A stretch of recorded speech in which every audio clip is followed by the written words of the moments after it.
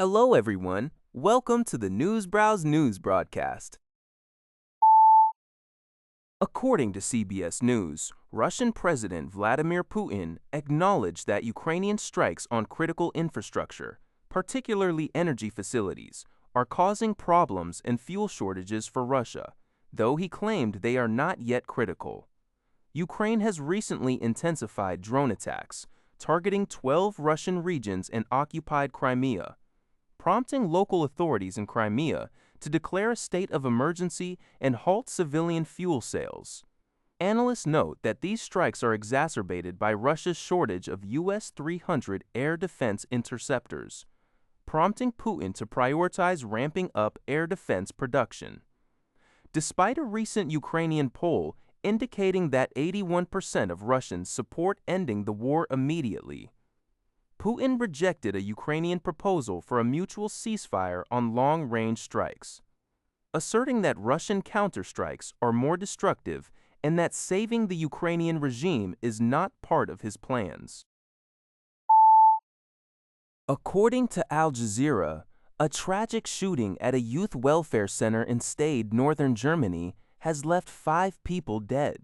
Following the incident, local police arrested 2 individuals, including the suspected gunman. Authorities have assured the public that there is no ongoing threat, as the area has been secured. Investigators are currently working at the scene to determine the motive behind the attack and to piece together the full circumstances of the shooting. Further details on the identities of the victims and the suspects have not yet been released as the investigation continues. According to a report by Lionhead, United States officials have revealed that the U.S. and Iran have agreed to halt hostile activities in the Persian Gulf and resume technical negotiations regarding the disputed Strait of Hormuz.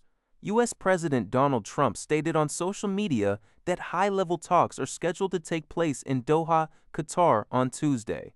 The White House confirmed that presidential envoy Steve Witkoff and Trump's son-in-law, Jared Kushner, will travel to Doha to participate.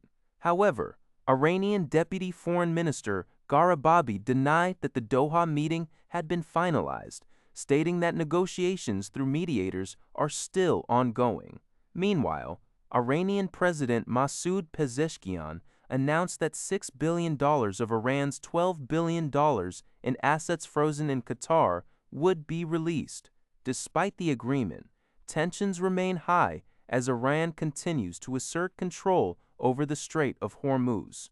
Additionally, the article notes escalating tensions between Israel and Hezbollah, with the Israeli military destroying a major Hezbollah tunnel network in southern Lebanon amid continuing airstrikes. El Salvador President Nayib Bukele has formally registered his candidacy for a 3rd consecutive term, according to a report by UPI.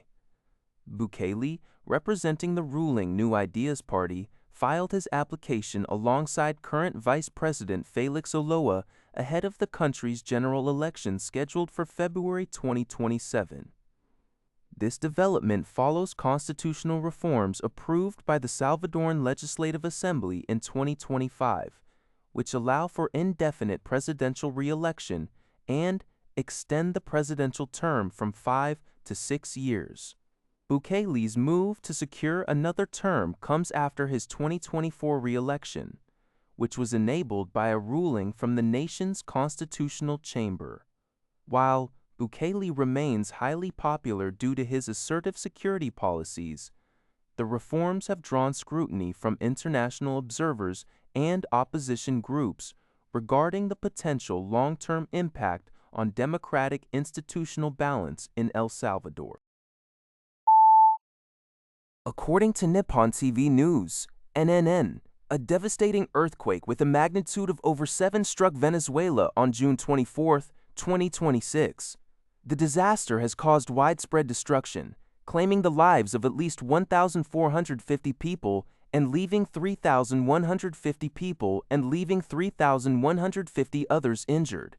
Furthermore, about 50,000 people have been registered on a missing persons website as families search for their loved ones.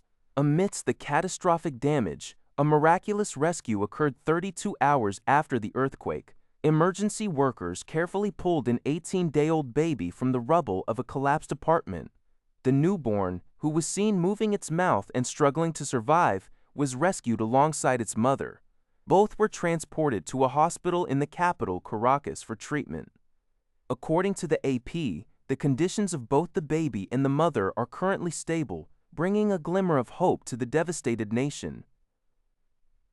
Authorities continue their search and rescue operations as the full extent of the damage remains unclear. That's all for this video. Thank you for watching. See you in the next video.